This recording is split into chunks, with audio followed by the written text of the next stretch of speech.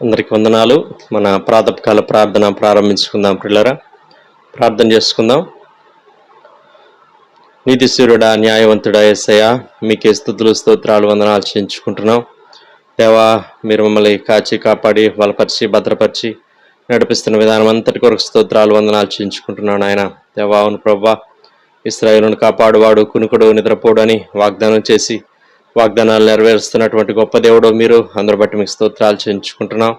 దేవా, మీరు మా జీవితాల్లో మా కుటుంబాల్లో చేస్తూ వస్తున్న ప్రతి మేలు ఉపకారములన్నిటి కొరకు మీ స్తోత్రాలు వందనాలు చేయించుకుంటున్నాను. ఆయన దేవా, మరి తండ్రి, మరొకసారి వేకుజామున మీ సన్నిధిని మేము వెతకడానికి మాకు అనుగ్రహించినటువంటి గొప్ప మనసు కొరకు మీ స్తోత్రాలు వందనాలు చేయించుకుంటున్నాను. ఆయన దేవా, మరి తండ్రి, మీ సన్నిధి నిల్చు స్థలం దేవా ప్రభా, మరి తండ్రి నాయన, మీ తేజో మహిమ నిలిచేటువంటి స్థలాన్ని దేవా ప్రభా, మరి తండ్రి, మేము ప్రేమించడానికి మాకు అనుగ్రహిస్తున్నటువంటి మంచి మనసు కొరకు మీ స్తోత్రాలు వందనాలు చేయించుకుంటున్నాం. దేవా, మేము మీలో మీరు మాలో దేవా మరి తండ్రి నాయన సంతోషంగా నిలిచి సాగిపోవడానికి కృప చూపిస్తున్న విధానం అంతటి కొరకు స్తోత్రాలు. ఇదిగో ప్రభా, మేము పాడుకునే పాటను మా కొరకు దీవించండి. మా స్తుతుల మీద మీరు ఆశీనులై ఉండి మనం ప్రార్థన చేస్తున్నాం. మీకు స్తోత్రాలు. అలాగూ మరి తండ్రి ప్రభా, 91వ కీర్తన విశ్వాసంతో నిరీక్షణతో చదువుకునే సమయం అంతటిని కూడా మా కొరకు దీవించమని ప్రార్థన చేస్తున్నాం. స్తోత్రాలు. ఆయన మీ వాక్కులు గొప్పవి, మీ వాగ్దానాలు గొప్పవి. నాయన దేవా, కృప చూపించండి. దేవా, మేము ఎత్తిపట్టి చదువుతూ ఉండగా మా పక్షంగా, మా కుటుంబీకుల పక్షంగా, మరి తండ్రి, మేము ఇంకా ఎవరి పక్షంగా అయితే చదువుతున్నామో వాళ్ళందరి పక్షంగా, సంఘ పక్షంగా దేవా మరి తండ్రి, మీ వాక్కులు వాగ్దానాలు నెరవేర్చి మీ నామానికి మహిమ, మా అందరికీ క్షేమాన్ని కలుగు చేయమని ప్రార్థన చేస్తున్నాం. మీ స్తోత్రాలు. దేవా, రీతిగా నాయన మరి మీ వాక్యాన్ని వినే సమయం అంతటిని కూడా మా కొరకు దీవించమని ప్రార్థన చేస్తున్నాం. మీ పక్షంగా నిలబడబోయేటువంటి మా దైవజనుల్ని మరొకసారి మీ ఆత్మాభిషేకంతో నింపి బలంగా మీరు వాడుకోమని ప్రార్థన చేస్తున్నాం. మీ స్తోత్రాలు. ఆయన నిధులు గడిపేటువంటి కొద్దిపాటి సమయాన్ని మా కొరకు దీవించండి, ఆశీర్వదించండి. ప్రార్థనలు ఏకీపిస్తున్నటువంటి ప్రతి వ్యక్తి, ప్రతి బిడ్డ కొరకు, ప్రతి కుటుంబం కొరకు మీ స్తోత్రాలు వందనాలు చేయించుకుంటున్నాను. ఆయన దేవా, సమస్త ఘనత మహిమ ప్రభావాలు మీకు ఆరోపించుకుంటూ ముందున సమయం అంతటిని కూడా మా కొరకు దీవించమని యేసయ్య సర్వశక్తి కలిగిన నామములో స్తుతించి ప్రార్థన చేసి అడిగి వేడుకుంటున్నాం పరలోకపు తండ్రి. ఆమెన్. సమయంలో ఒక పాట పాడి దేవుని నామాన్ని మహింపరద్దాం. పిల్లరా, షారోన్ ఆత్మీయ గీతాల్లో నుంచి 252వ పాట పాడుకుందాం. విశ్వాసమునకు కర్త, దాన్ని కొనసాగించు వాడవు, యేసయ్యా గొప్ప దేవుడవు, యేసయ్యా గొప్ప దేవుడవు, గొప్ప దేవుడవు, మా గొప్ప దేవుడవు, గొప్ప దేవుడవు, మా గొప్ప దేవుడవు. విశ్వాసమునకు కర్త, దాని కొనసాగించు వాడవు, యేసయ్యా గొప్ప దేవుడవు, యేసయ్యా గొప్ప దేవుడవు. కానాను యాత్రలో కలతలు చెందగా నీటిని రసముగా మార్చితివే, కానా విందులో కొరతలు తీర్చగా నీటిని రసముగా మార్చితివే. బహుతర తరములకు నైనా, బహుతర తరములకు నైనా మహిమ ఘనతకు యోగ్యుడవు, మహిమ ఘనతకు యోగ్యుడవు. గొప్ప దేవుడవు, మా గొప్ప దేవుడవు, గొప్ప దేవుడవు, మా గొప్ప దేవుడవు. విశ్వాసమునకు కర్త, దాన్ని కొనసాగించు వాడవు, యేసయ్యా గొప్ప దేవుడవు, యేసయ్యా గొప్ప దేవుడవు. గురిలేని నన్ను గుర్తించినావు, ఎనలేని ప్రేమను చూపించినావు, వెళ్ళలేని నాకు విలువనిచ్చినావు, విలువైన పాత్రగా నన్ను మలచినావు. సర్వయుగ యుగములకైనా సర్వయుగ యుగములకైనా ఆరాధనకు అర్హుడవు ఆరాధనకు అర్హుడవు గొప్ప దేవుడవు మా గొప్ప దేవుడవు గొప్ప దేవుడవు మా గొప్ప దేవుడవు విశ్వాసమునకు కర్త దాన్ని కొనసాగించు వాడవు యేసయ్యా గొప్ప దేవుడవు యేసయ్యా గొప్ప దేవుడవు. యథా ప్రకారంగా 91వ కీర్తన చదువుకుందాం పిల్లరా. మహోన్నతిని చాటు నివసించేవాడే సర్వశక్తి నీడను విశ్రమించేవాడు. ఆయన నాకు ఆశ్రయము నా కోట, నేను నమ్ముకొను నా దేవుడని నేను యెహోవాని గురించి చెప్పుచున్నాను. వేటకాని ఊరిలో నుండి ఆయన నిన్ను విడిపించును, నాశనకరమైన తెగులు రాకుండా నిన్ను రక్షించును. ఆయన తన రెక్కలతో నిన్ను కప్పును, ఆయన రెక్కల క్రింద నీకు ఆశ్రయం కలుగును. ఆయన సత్యము కేడెమును డాలునై ఉన్నది. రాత్రి వేళ కలుగు భయమునకైనను, పగటి వేళ ఎగురు బాణమునకైనను, చీకటిలో సంచరించు తెగులునకైనను, మధ్యాహ్నమందు పాడుచి రోగమునకైనను నీవు భయపడుకుందువు. నీ ప్రక్కన 1000 మంది పడినను, నీ కుడి పక్కన 10,000 మంది కూలినను అపాయం నీ వద్దకు రాదు. నీవు కన్నులారా చూచుండగా భక్తిహీనులకు ప్రతిఫలం కలుగును. యెహోవా నీవే నా ఆశ్రయము అని నీవు మహోన్నతుడైన దేవుని నీకు నివాసస్థలముగా చేసుకుని ఉన్నావు. నీకు అపాయం ఏమీ రాదు, ఏ తెగులును నీ గుడారము సమీపించదు.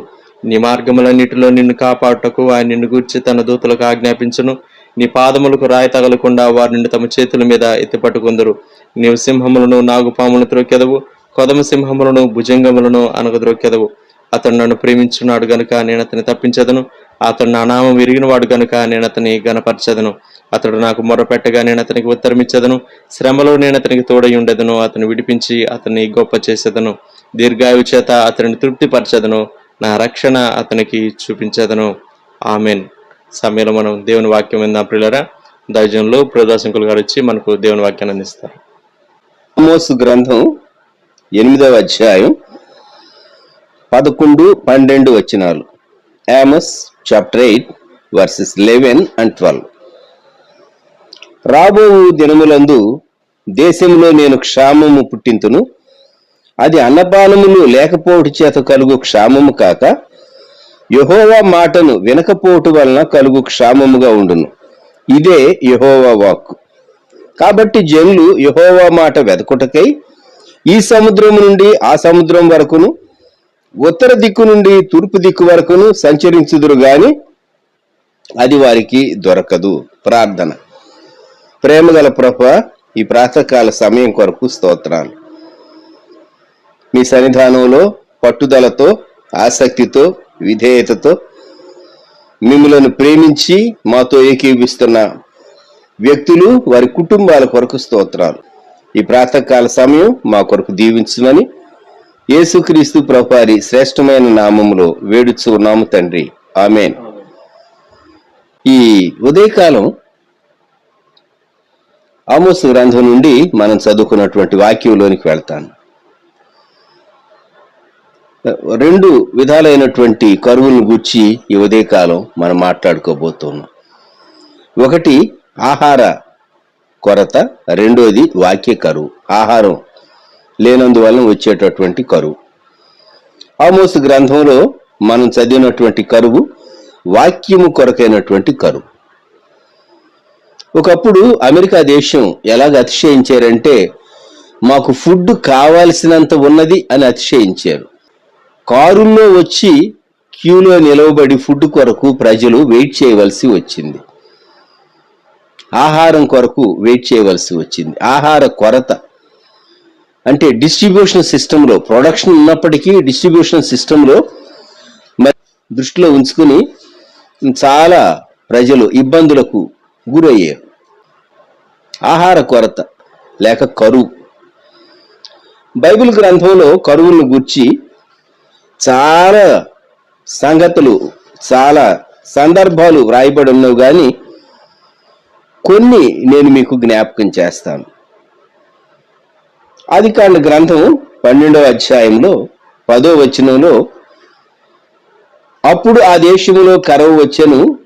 ఆ దేశములో కరువు భారముగా ఉన్నందున అబ్రాము ఐగుప్తు దేశములో నివసించుటకు అక్కడికి వెళ్ళాను.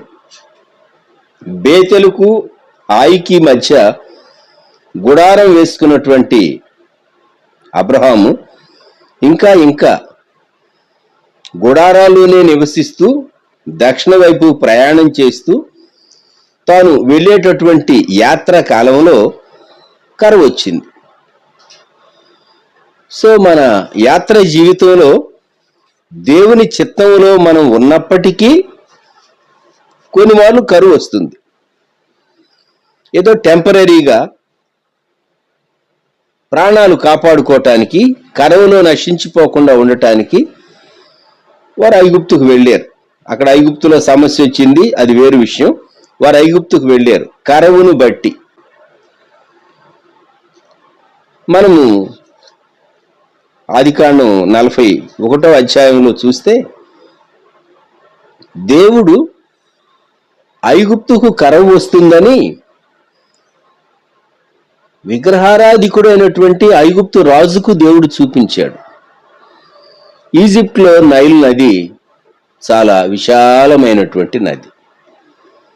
గోదావరి నది రాజమండ్రి దగ్గర ఎంత చక్కగా విశాలంగా కనబడుతుందో, అలాగూ నైలు నది చాలా విశాలమైనటువంటి నది. నైలు నదిని బట్టి ఆ ప్రాంతాలంతా చాలా సారవంతమైనటువంటి ప్రాంతాలుగా ఉన్నాయి. నైల్ నది పైన క్రూయిజ్, హోలీ ల్యాండ్ టూర్కి వెళ్ళినప్పుడు మీరు దానిలో పార్టిసిపేట్ చేయవచ్చు. ఈజిప్ట్కి వెళ్ళినప్పుడు మరి ఐగుప్తులో కరువు ఎందుకు వచ్చింది, ఎందుకు రాబోతుంది, దేవుడు ఎందుకు రాజుకు చూపించాడు అని ఆలోచిస్తే దేవుడు కొన్ని అలౌ చేస్తాడు. God allows. దేవునికి ఒక ప్రణాళిక ఉంటుంది. గుర్తుంచుకుందాం మనం. ఇంత సమృద్ధి కలిగినటువంటి దేశంలో మా కరువు వస్తుందా? వస్తుంది.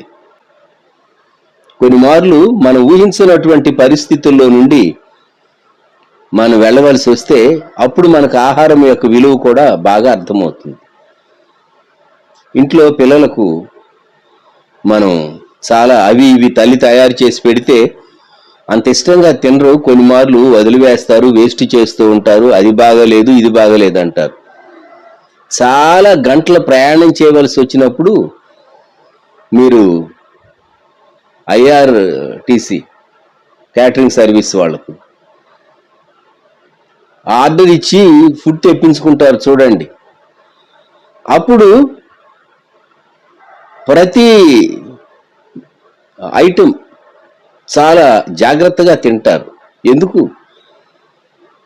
అది పరిమితంగానే ఇన్ని గ్రాములని వాళ్ళు సప్లై చేస్తారు. ఒకవేళ ఈ రోజుల్లో ఆన్లైన్లో ఆర్డర్ ఇస్తే స్టేషన్కి వచ్చి వాళ్ళు మీకు మీ కంపార్ట్మెంట్ దగ్గర డెలివరీ ఇచ్చి వెళ్ళేటటువంటి సిస్టమ్స్ కూడా ఈ రోజుల్లో డెవలప్ అయినాయి. అలా తెచ్చుకుని నా ఎదురుగా కూర్చున్న వాళ్ళు తినటం కూడా నేను చూచాను కొన్నిసార్లు నేను ట్రావెల్ చేసేటప్పుడు. అయితే ఆహార పదార్థాలు కొరత అనేది ఖచ్చితంగా వస్తుంది. God allows.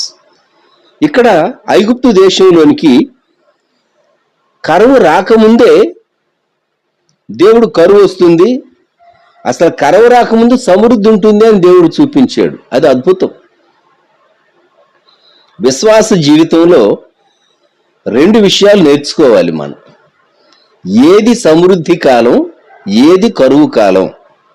మరలా చెప్తున్నాను, మనం ఇప్పుడు ఉన్నటువంటి దినాలు సమృద్ధి దినాల, కరువు దినాల, అది మనము గ్రహించగలిగితే నీవు చాలా బెనిఫిట్ అవుతావు.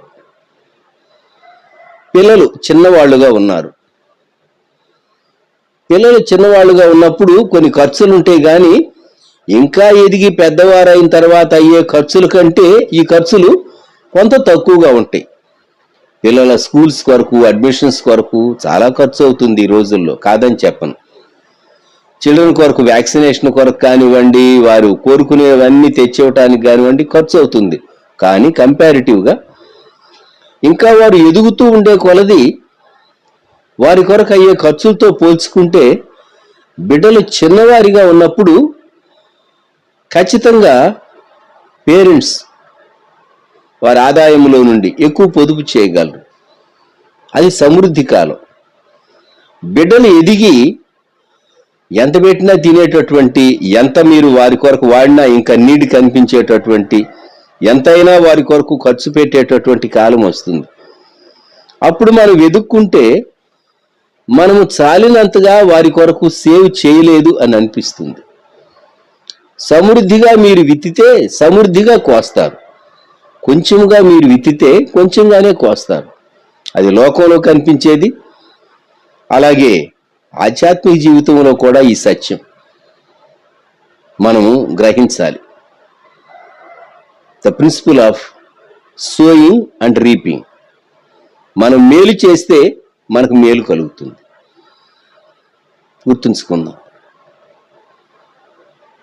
ఇక్కడ ఐగుప్తు దేశాన్ని గూర్చి ఫరోకు కల వచ్చింది. ఫరోకి ఎందుకు కల వచ్చింది?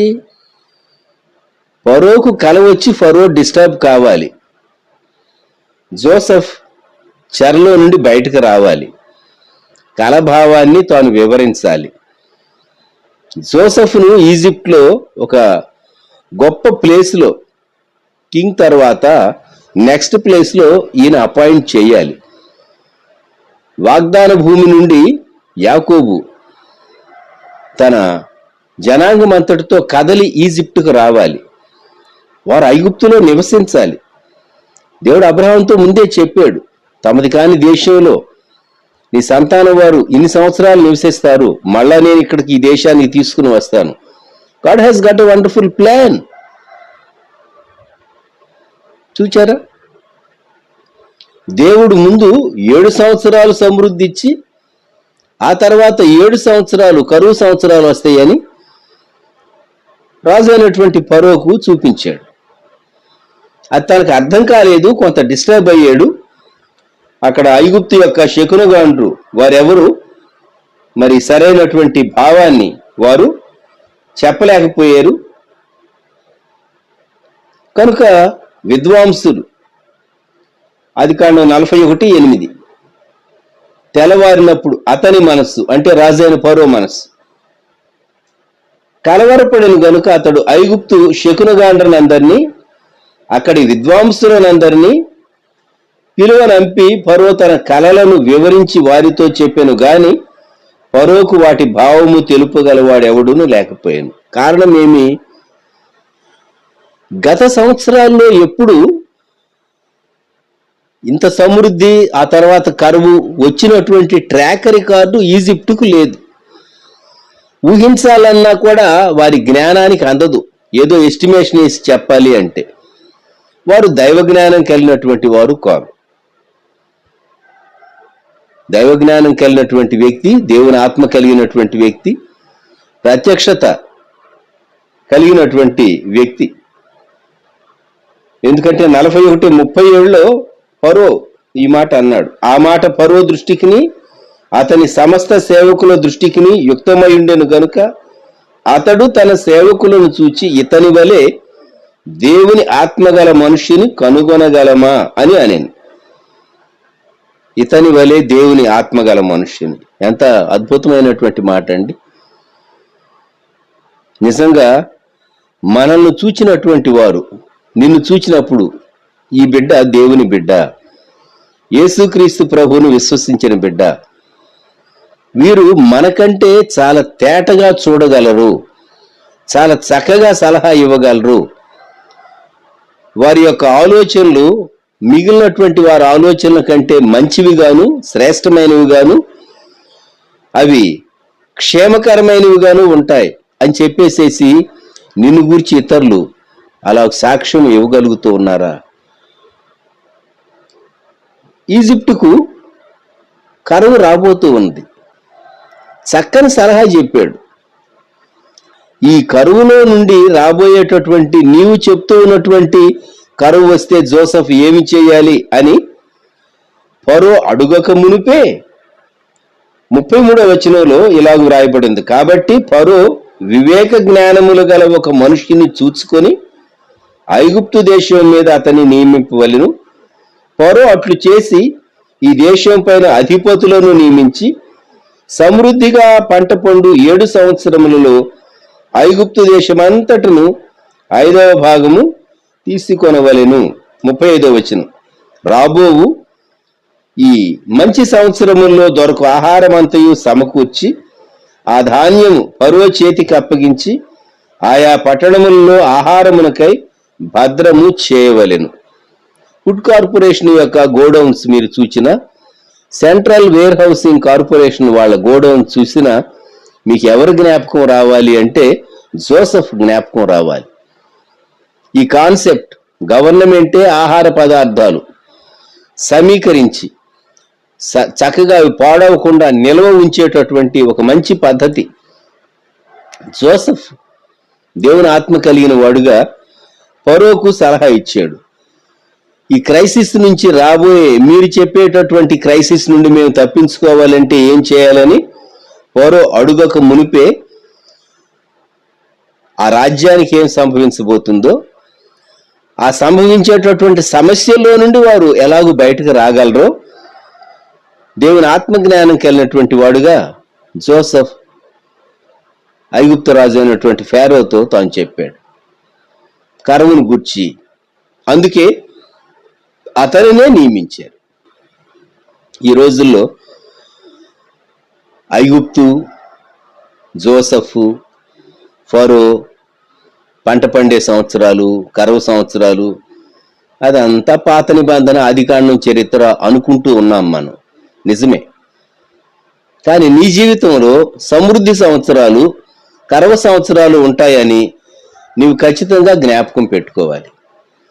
ఏవి సమృద్ధి సంవత్సరాలు నీకు అర్థం కాకపోతే ఆ సమృద్ధి సంవత్సరాలు గడిచిపోయి కరువు సంవత్సరాలు వచ్చిన తర్వాత ఖర్చులు పెరిగిపోయి బిడ్డల యొక్క నీడ్స్ ఎక్కువై, కుటుంబం యొక్క అక్కర్లు ఎక్కువైనప్పుడు ఏ దిక్కు చూచినా అయ్యో నేను ఎక్కడ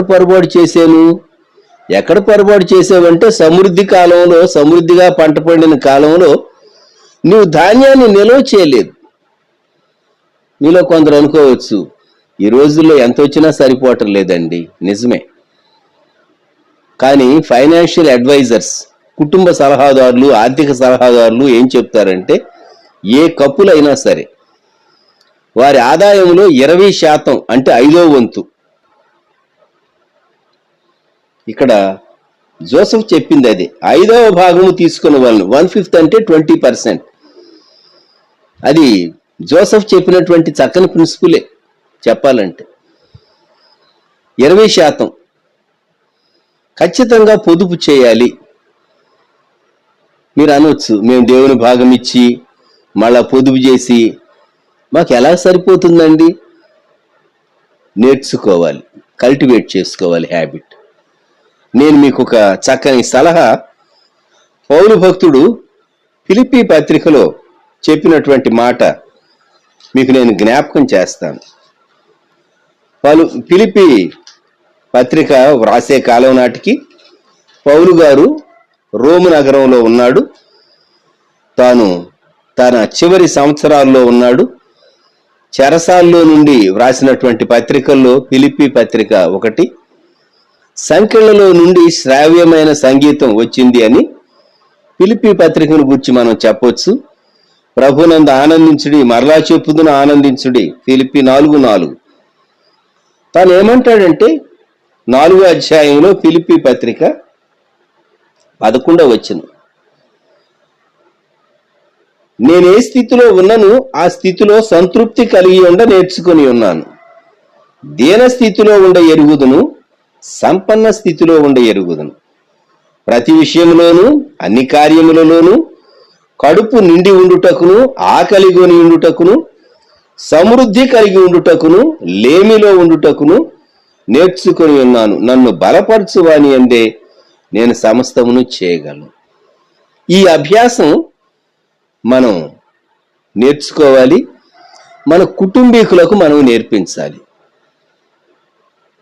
అన్నీ టేబుల్ పైన సమృద్ధిగా పెట్టి, ఇష్టమైన ఆహార పదార్థాలన్నీ పెట్టి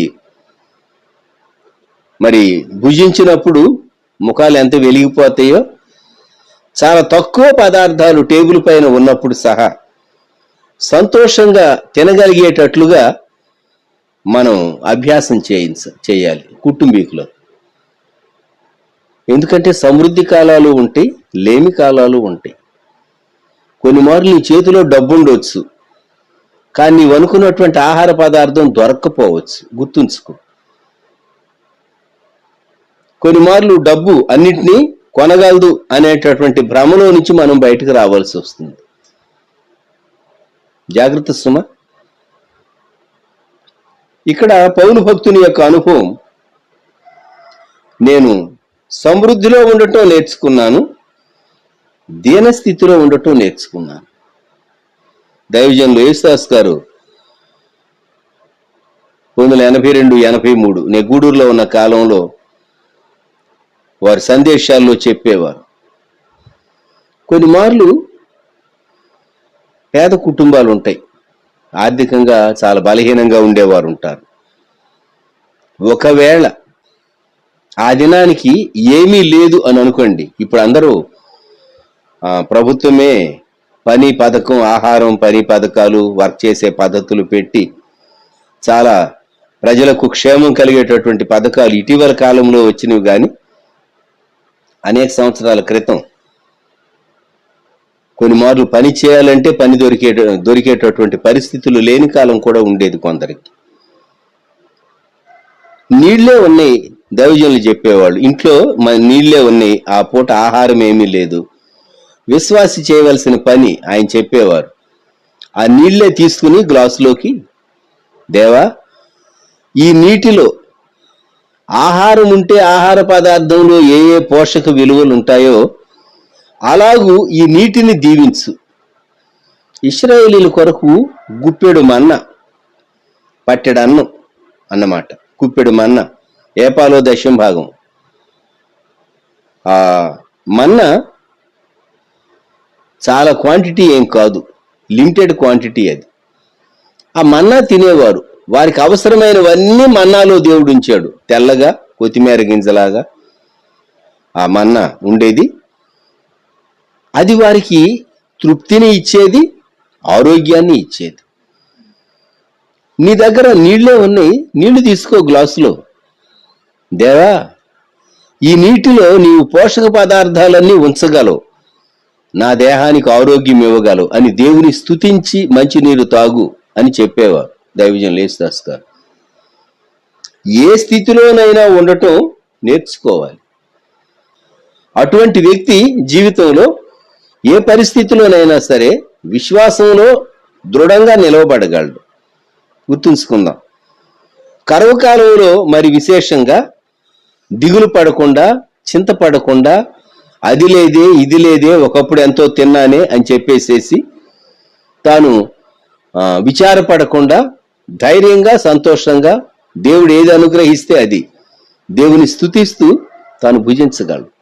నీ జీవితంలో కరువు సంవత్సరాలను, వాటికి ముందు వచ్చే సమృద్ధి సంవత్సరాలు, అది కూడా దేవుని కృప. కరువు సంవత్సరాలు రాకముందు సమృద్ధి సంవత్సరాలు ఖచ్చితంగా ఉంటాయి. పరిశీలన చేసుకో. నీ జీవితంలో ఏ ఏ ఫేజెస్లో దేవుడు ఎలాగూ నేను నడిపిస్తూ వచ్చాడో, నీ కుటుంబాన్ని నడిపిస్తూ వచ్చాడో గుర్తు చేసుకుంటే, అవును కదా, దేవుడు ఎంత కృపగలవాడు, సమృద్ధి ఇచ్చాడు నాకు, ఆ సమృద్ధి విలువ నాకు అర్థం కాలేదు. ఇప్పుడు కరువు వచ్చింది, ఇప్పుడు ఇబ్బంది పడుతున్నా. చాలా ఆలస్యంగా కొందరికి జ్ఞానోదయం కలుగుతూ ఉంటుంది. దేవుని గ్రంథం మనం చదివితే అనేక విషయాల్లో మనకు చాలా హెచ్చరిక పొందుతాం. ప్రియమైనటువంటి వారలారా, బైబిల్ గ్రంథములో వ్రాయబడినటువంటి అనేక విషయాలు నీ మైండ్ను ఎంత చాలా చక్కగా ట్రైనప్ చేస్తాయో, నీ మైండ్ని ఎంత చక్కగా ట్రైనప్ చేస్తాయో. నేను ఒక వార్త మీడియాలో చదువుతూ ఉన్నా. ప్రపంచంలో మిలియనీర్స్ అయినటువంటి వాళ్ళందరూ వారానికి ఒక్క పుస్తకమైనా సరే పాజిటివ్ మెంటల్ యాటిట్యూడ్ మీద వారు తమ మనస్సును బలపరచుకోవటానికి వారు చదువుతూ ఉంటారు అనేటటువంటి వార్త నేను ఒకటి చదివాను. నేను అనుకున్నాను, పాపం వాళ్ళు వారానికి ఒక పుస్తకం చదువుతారు, మనం ప్రతిరోజు బైబిల్ చదువుతాం, ప్రతిరోజు దేవుని గ్రంథం చదువుతాం. అంతేకాదు నిజమైనటువంటి వ్యక్తుల జీవితాలు, దేవుడు నడిపించినటువంటి వారి జీవితాలు, దేవుడు వారిని ఎలాగూ బలపరిచాడు, ప్రతిరోజు మనం మైండ్ ఛార్జ్ చేసుకుంటూ ఉంటాం దేవుని వాక్యం చేత. దేవుని ఆత్మ మనల్ని బలపరుస్తుంది. కనుక వాళ్ళకంటే పాజిటివ్ మెంటల్ యాటిట్యూడ్ ఎవరికి ఎక్కువ ఉంటుందంటే మనకే ఎక్కువ ఉంటుంది, గుర్తుపెట్టుకోండి. కాకపోతే విశ్వాసంతో అడుగులు వేసి మనము ముందుకు సాగటం నేర్చుకోవాలి. కీర్తన గ్రంథం 33లో కీర్తనకారుడు చెప్పేటటువంటి ఒక మాట, 33వ కీర్తన 18వ వచనం 19వ వచనం. వారి ప్రాణమును మరణము నుండి తప్పించుటకును, కరవులో వారిని సజీవులుగా కాపాడుటకును, యెహోవా దృష్టి ఆయన యందు భయభక్తులు గల వారి మీదను, ఆయన కృప కొరకు కనిపెట్టు వారి మీదను నిలుచుచున్నది. కరవులో వారిని సజీవులుగా కాపాడుటకు, వారి ప్రాణమును మరణము నుండి తప్పించుటకు. ఈ రెండు మనకు చాలా అవసరం అండి. వారి ప్రాణమును మరణము నుండి తప్పించుటకు ఖచ్చితంగా తక్కువ ఆహారం భుజించవలసి వచ్చినా మైండ్ ప్రిపేర్ చేసుకోవాలి. ముఖ్యంగా కిచెన్ మేనేజ్మెంట్ సిస్టర్స్ కానీ బ్రదర్స్ కానీ నేర్చుకోవాలి. జ్ఞాపకం పెట్టుకుందాం, మనకున్నటువంటి రిసోర్సెస్, మనకున్నటువంటి కొంచెం డబ్బైనా సరే దాన్ని ఎలాగూ జ్ఞానయుక్తంగా ఖర్చు పెట్టుకోవాలో నేర్చుకోవాలి. ప్రతి దానిపైన అధికారం దేవునిది అని ఒప్పుకొని, దేవుడు మనకిచ్చినటువంటి జీతం, దేవుడు మనకిచ్చినటువంటి ఆదాయం, దాన్ని చాలా చక్కగా దేవుని చిత్తానుసారంగా మనం వాడటం మొదలు పెడితే దేవుని ఆశీర్వాదం, దేవుని దీవెన మనం చూడగలం. కరువులో కూడా దేవుడు మనలను కాపాడగలడు, దేవుడు మనలను పోషిస్తాడు. గుర్తుంచుకుందాం. దేవుని బిడ్డలకు రూతు గ్రంథం 1వ అధ్యాయం 1వ వచనంలో, న్యాయాధిపతులు ఏలిన దినముల్లో కరువు కలిగిందని వ్రాయబడి ఉంది. అయితే కరువులో వారు తమ ప్రాణాన్ని కాపాడుకోవటానికి మోయాబుకు వెళ్ళారు. రూతు గ్రంథం 1వ అధ్యాయం 1వ వచనం. న్యాయాధిపతులు ఏలిన దినముల యందు దేశములో కరువు కలుగ్గా యూదా బెత్లెహేము నుండి ఒక మనుషుడు తన భార్యను తన 2 కుమారులను వెంట పెట్టుకుని మోయాబు దేశమును కాపురముంటకు వెళ్ళాను. ఆ మనుషుని పేరు ఎలీమెలెకు, అతని భార్య పేరు నయోమి, అతని 2 కుమారుల పేరు మహ్లోను, కిల్యోను. వారు యూదా బెత్లెహేము వారైన ఎఫ్రాతీయులు. ప్రాణాలను కాపాడుకోవటానికి మోయాబుకు వెళ్ళారు. దేవుని ఏర్పాటు స్థలం నుండి, దేవుని సన్నిధి నుండి, లేక సహవాసము నుండి వెళ్ళారు, నష్టపోయారు. నయోమి ఒక్కటి తిరిగి వచ్చింది. విచారకరం కదా. అయితే తాను రూతుతో వచ్చింది, అది రూతు గ్రంథ చరిత్ర. మోయాబీయులైన రూతు దేవుని జనాంగంలో చేరింది, యేసుక్రీస్తు ప్రభు వంశావళిలోనికి వచ్చింది. అది కృప. కొన్ని మార్లు మనం మన ప్రాణాన్ని కాపాడుకోవటానికి లోకస్తుల్లాగా ఏదో ఆలోచించవచ్చు, దానివల్ల ప్రయోజనం కలుగకపోవచ్చు సుమా. దేవుని బిడ్డవుగా, యేసుక్రీస్తు ప్రభునందు విశ్వాసం ఇచ్చిన వ్యక్తివిగా ఈ దినాల్లో నీవు చాలా చురుగ్గా ఉండాలి. చాలా అలర్ట్గా ఉండి, దేవా నేను ఈ దినాల్లో నన్ను, నా కుటుంబాన్ని, నాకు కలిగినటువంటి వారిని ఎలాగూ కాపాడుకోవాలి అని చాలా అలర్ట్గా ఉండాలి. సమూయేలు 2వ గ్రంథంలో 21వ అధ్యాయం, దావీదు కాలంలో కరువు కలిగింది. 2వ సమూయేలు 21 మొదటి వచనం. దావీదు కాలమున 3 సంవత్సరములు విడవకుండా కరువు కలుగగా దావీదు యెహోవాతో మనవి చేశాను. ఎప్పుడైనా సరే ఒక సమస్య వస్తే కొంతమంది స్నేహితుల దగ్గరికి వెళ్తారు, కొంతమంది మారు మనసు లేని బంధువుల దగ్గరికి వెళుతూ ఉంటారు. కొన్ని మార్లు దేవుని బిడ్డలమై ఉండి కూడా దేవుని వాక్యం దగ్గరకు, లేకుంటే ప్రార్థనలోనికి గదిలోనికి వెళ్ళి దేవుని చిత్తం కొరకు పెనుగులాడి తెలుసుకోకుండా కొన్నిసార్లు లోకస్తులు ఏదో చెప్తారు. లోకస్తులు చెప్పేవన్నీ మంచివి కావని నేను అన్నండి. లోకస్తులు వారి జ్ఞానాన్ని బట్టి, వారి అనుభవాన్ని బట్టి, జరుగుతున్నటువంటి పరిస్థితులను బట్టి వారు చెప్తారు. అది దేవుని చిత్తానికి సరిపోతే చేయాలి, దేవుని చిత్తానికి సరిపోకపోతే తీసి పక్కన పెట్టాలి. వారిచ్చిన సలహా ఎంత మంచిగా కనిపించినా గుర్తుపెట్టుకుందాం. కొన్ని మార్లు ఇటువంటి విషయాల్లో మనం పొరపాటు చేయకూడదు. దావీదు కాలంలో 3 సంవత్సరాలు వరుసగా, మొదటి సంవత్సరం ఏదో కరువు వచ్చిందిలే, కరువులు అనేవి కూడాను వస్తూ ఉంటాయి కదా అనుకుని ఉంటాడు. రెండో సంవత్సరం మరలా కరువు వచ్చింది. అరే, ఈ సంవత్సరం కూడా కరువు వస్తుందంటే పంటలు పండలేదు, వర్షాలు లేవు. అసలు వాగ్దాన దేశంలో వర్షాలు చాలా తక్కువ ఉంటాయి, స్కాంటీ రెయిన్. ప్రతి నీటి బొట్టును వారు భద్రం చేసుకుంటారు. ఇజ్రాయెల్ చూస్తే మీకు అర్థమవుతుంది, మిడిల్ ఈస్ట్ చూస్తే మీకు అర్థమవుతుంది. 3వ సంవత్సరం కూడా కరువు కలిగింది, విడవకుండా 3 సంవత్సరాలు. అప్పుడు దావీదు, దేవా ఎందుకు ఎందుకు ఎందుకు? ఎవరు తమ ఆధ్యాత్మిక జీవితాన్ని చక్కగా దేవుని సన్నిధిలో ఇంట్రాస్పెక్ట్ చేసుకోగలరో వారు చాలా మేలు పొందుతారు. గుర్తుంచుకుందాం. మనం గత కాలం నుండి కొన్ని పాఠాలు నేర్చుకోవాలి. మన జీవితంలో మనం చేసే మిస్టేక్స్ నుండి మరలా అవి రిపీట్ కాకుండా చూసుకోవాలి. దావీదు దేవుని సన్నిధానంలో ప్రార్థన చేస్తే దానికి కారణం దేవుడు చూపించాడు. ఆ కారణాన్ని బట్టి దావీదు ఏం చేయాలో దాన్ని చేసిన తరువాత 2వ సమూయేలు 21:14 రాజు ఇలాగు చేసిన తరువాత దేశము కొరకు చేయబడిన విజ్ఞాపనమును దేవుడు అంగీకరించెను. కొన్నిసార్లు మనం ప్రార్థన చేస్తే దేవుడు నెరవేర్చాలంటే కూడా మనము చేయవలసిన ఒక పని ఉంటుంది. ప్రార్థన చేస్తే దేవుడు అన్ని క్షమించి చేసేయడండి, చేసేయడు. నువ్వు ఒప్పుకోవాల్సింది, నువ్వు చేయవలసింది ఏదో ఉంటుంది అక్కడ. నువ్వు చేయవలసింది చేయకుండా అన్ని దేవుడే క్షమించేయాలండి. అక్కడ గిబియోనీయులు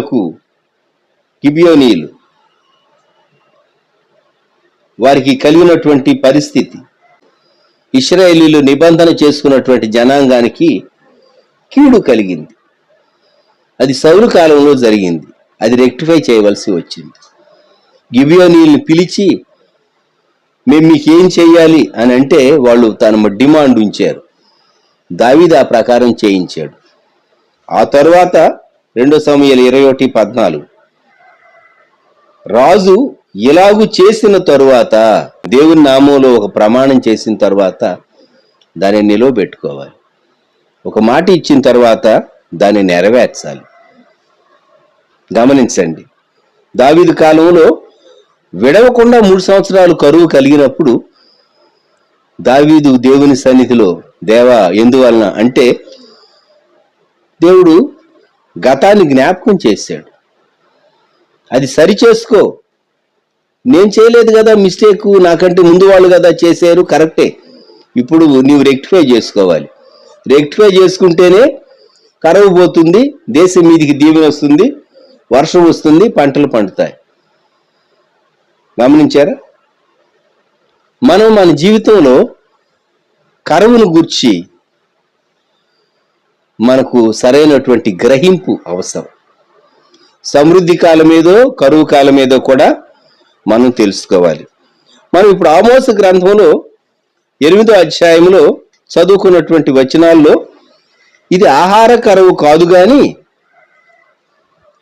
దేవుని వాక్య కొరత ఉంటుంది అని చెప్పేసేసి మరి ఆమోసు గ్రంథంలో మనం చదువుకుంటూ ఉన్నాం. 8వ అధ్యాయం 11వ వచనం, రాబో దినములందు దేశములో నేను క్షామము పుట్టింతును, అది అన్నపానములు లేకపోవటి చేత కలుగు క్షామము కాక యెహోవా మాటను వినకపోవటం వలన కలుగు క్షామముగా ఉండును, ఇదే యెహోవా వాక్కు. 12వ వచనంలో జనులు యెహోవా మాట వెదకుటకై ఈ సముద్రం నుండి ఆ సముద్రం వరకు, ఉత్తర దిక్కు నుండి తూర్పు దిక్కు వరకు సంచరించుదురు, కానీ అది వారికి దొరకదు. ఎందువల్లండి? ఈ రోజుల్లో ఎంత సమృద్ధి ఉన్నది, వాక్యం ఎంత సమృద్ధి ఉన్నది. 24 గంటలు వర్క్ చేసేటటువంటి ఛానల్స్ మనం చూస్తూ ఉన్నాం. ఎందరో సేవకులు. ఇండియా దేశం దీవించబడింది ఒక విధంగా, తెలుగు రాష్ట్రాలు ఆశీర్వదించబడి, దేవుని వాక్య సమృద్ధి ఉన్నది, మత స్వేచ్ఛ ఉన్నది. దేవునికి మనం ఎంతో స్తుతి చెల్లించాలి. ఒక కాలం రావచ్చు దేవుని వాక్యం చెప్పేటటువంటి వారు వెదికిన నీకు కనబడరు. ఎప్పుడు సంఘం ఎత్తబడిన తర్వాత. చైనా దేశంలో కమ్యూనిజం రైజ్ కాక మునుపు చాలా మంది మిషనరీలు చైనా దేశంలో పనిచేసేవారు. మీరు China inland mission, Hudson Taylor గారు స్థాపించినటువంటి ఆ మిషన్ యొక్క చరిత్ర, ఆ వృత్తాంతాలు చదివితే చైనాలో గత శతాబ్దంలో కమ్యూనిజం రైజ్ కాకముందు ఎంత సేవ జరిగిందో, కమ్యూనిజం రైజ్ అవుతూ ఉండగా ఎంతమంది సేవకులు చైనాని విడిచిపెట్టి కుటుంబాలతో రావాల్సి వచ్చారు, అనేకులు చంపబడటం, అవన్నీ చదువుతూ ఉంటే చాలా బాధ కలుగుతుంది. జ్ఞాపకం పెట్టుకోండి, ఒక సమయం వస్తుంది రాకడలో ఎత్తబడకపోతే అప్పుడు వాక్యం కావాలంటే దొరకదు. అప్పుడు వాక్య కరువే కాదు, ఆత్మ కరువు. ఈ రోజుల్లో పరిశుద్ధాత్మ దేవుడు చక్కగా మనల్ని నడిపిస్తున్నాడు. సంఘం ఎత్తబడిన తర్వాత పరిశుద్ధాత్ముడు ఇక సంఘాన్ని సిద్ధపరిచి తీసుకుని వెళ్ళిన తర్వాత భూమి మీద ఉండేటటువంటి వారికి ఏదో కొంచెం కృప మిగులుతుంది, కానీ సమృద్ధి ఆత్మ ఉండదు. జ్ఞాపకం పెట్టుకుందాం. అందుకే రెండో రాకడ కొరకు సిద్ధపడాలి. ఈ వైరసెస్, పెస్టిలెన్సెస్, ఇవన్నీ మనకేం జ్ఞాపకం చేస్తూ ఉన్నామంటే రాకడ సమీపముగా ఉన్నది అని జ్ఞాపకం చేస్తూ ఉన్నాం. మన చుట్టూ జరిగే పరిస్థితులను బట్టి రాకడ అతి సమీపంగా ఉన్నది, మనం అనుకున్న దానికంటే అతి సమీపంగా ఉన్నది అని మనము జ్ఞాపకం చేసుకుని ప్రభువును స్తుతిస్తూ విశ్వాస యాత్రలో మనము కుటుంబాలుగా సాగిపోవటం చాలా అవసరం. మనిషి గ్రహాల్లో పోయి ఇల్లు కట్టుకుంటానని అనుకోవచ్చు, దేవుడు పడద్రోస్తాడు సుమా. మనిషే, మనం మట్టి మనుషులు. జ్ఞాపకం పెట్టుకుందాం. దేవునికి భయపడాలి, దేవుని చిత్తానికి లోబడాలి, దేవుని ప్రేమించాలి. ఆయన మన కొరకు ప్రభు అయినటువంటి యేసుక్రీస్తుగా ఈ లోకానికి వచ్చాడు. సువార్తను అంగీకరించాలి, మారు మనసు పొందాలి, భక్తిని కట్టుకోవాలి. వారలారా, ఈ ఉదయకాలం ఆమోసు గ్రంథం చెప్పేటటువంటి కరువు దేవుని వాక్యం ఉండదు. అది ర్యాప్చర్ తరువాత, సంఘం ఎత్తబడిన తరువాత. జ్ఞాపకం పెట్టుకుందాం. దేవుడు ఇప్పుడు సమృద్ధి కాలం ఇచ్చాడు. సమృద్ధి కాలంలో వాక్యాన్ని కూర్చుకొని రాకడ కొరకు సిద్ధపడాలి. ప్రభు మనల్ని బలపరిచి తన రాకడ కొరకు, రాజ్యం కొరకు ఆయన ఆయత్తపరచునుగాక. దేవునికి స్తోత్రం. ప్రార్థన చేసుకుందాం. ప్రేమగల మా తండ్రి, పరిశుద్ధ ప్రభువా, గొప్ప దేవా, మా రక్షక, మహోన్నతుడా, సజీవుడా, మీకు వందనములు, స్తుతులు, స్తోత్రములు. ఈ ప్రాతకాల సమయంలో చురుకుగా మీ సన్నిధానంలో ఏకీవించిన బిడ్డల కొరకు స్తోత్రాలు. లైవ్ చాట్లోనికి ఎవరు వచ్చారో వారి కొరకు వందనాలు. లైవ్ చాట్లోకి రాకున్నా ఎవరైతే వ్యూ చేస్తూ ఉన్నారో ఆ బిడ్డలను బట్టి మీకు వందనాలు చెల్లిస్తున్నాం. అలాగే ఈ దినం ఇతర సమయాల్లో తండ్రి ఈ ఛానల్ వీక్షించేటటువంటి బిడ్డలు, కుటుంబాల కొరకు స్తోత్రాలు. వారందరినీ దీవించండి. ఈ సమయంలో లైవ్ చాట్లోకి రాకున్నా హైదరాబాద్ నుండేమి, సుళ్ళూరుపేట, పలు ప్రాంతాలు, పలు భాగాల నుండేమి తండ్రి ఇతర రీతులుగా వారు టీవీ కనెక్ట్ చేసుకుని ఎవరైతే వాక్యం వింటున్నారో ఆ కుటుంబాల కొరకు స్తోత్రాలు.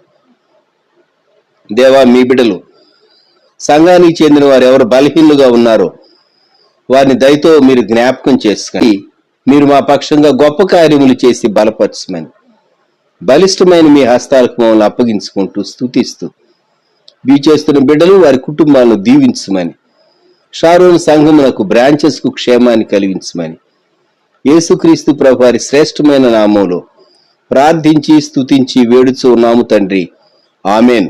మన ప్రభు అయిన యేసుక్రీస్తు వారి కృప, దేవుని ప్రేమ, పరిశుద్ధాత్ముని అన్యోన్య సహవాసం సదాకాలం సంఘమునకు తోడై ఉండును గాక. ఆమెన్.